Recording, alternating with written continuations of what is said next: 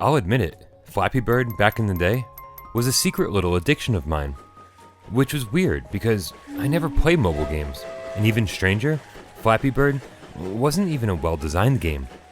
But it was simple, and it was that simplicity that roped me in, along with countless others.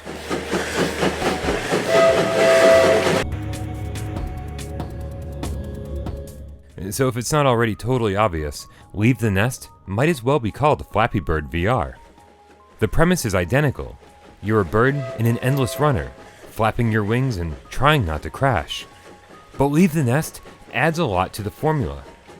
Besides being in first person, you're also able to jump between 3 lanes.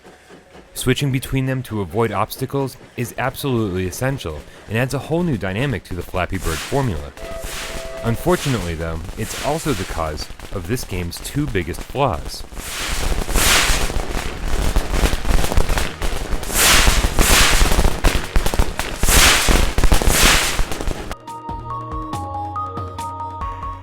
First, switching between lanes is just too sensitive. Too often, you'll slide over 2 lanes when you only meant to move 1. Forcing the player to double tap a button seems like a logical solution, but instead, quick, gentle taps are our only option here. And during more intense sections, it's nerve-wracking as hell. Causing even further stress is a pretty severe collision detection issue. Often, I'd pass by a tree or a building or whatever, and then switch into that lane, and then I'd crash into that tree or that building or whatever, ending my run. The VR camera is attached to my bird's head, but apparently even grazing my tail feathers is fatal. After hours of gameplay, I feel like I still wasn't able to properly compensate for either of these 2 issues.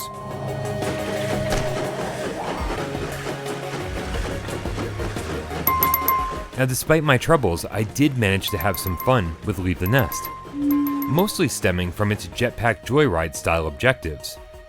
Whether it be collecting a certain number of coins or flying through a bunch of open windows or just finishing a set number of stages, knowing that a reward was just around the corner helped fuel the addiction, causing me to say, just one more game, more times than I could count. Humorously, Leave the Nest allows you to use 2 move controllers to flap your arms. No, I'm not joking, but in a game that requires quick reactions at ever-increasing speeds, the motion controls are a novelty at best. I recommend sitting and tapping the X button instead. You'll have enough to worry about without worrying about flapping your arms.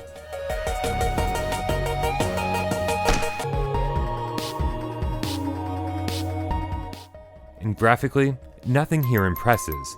Levels do have themes: desert, snow, forests, but each one feels like the one before it.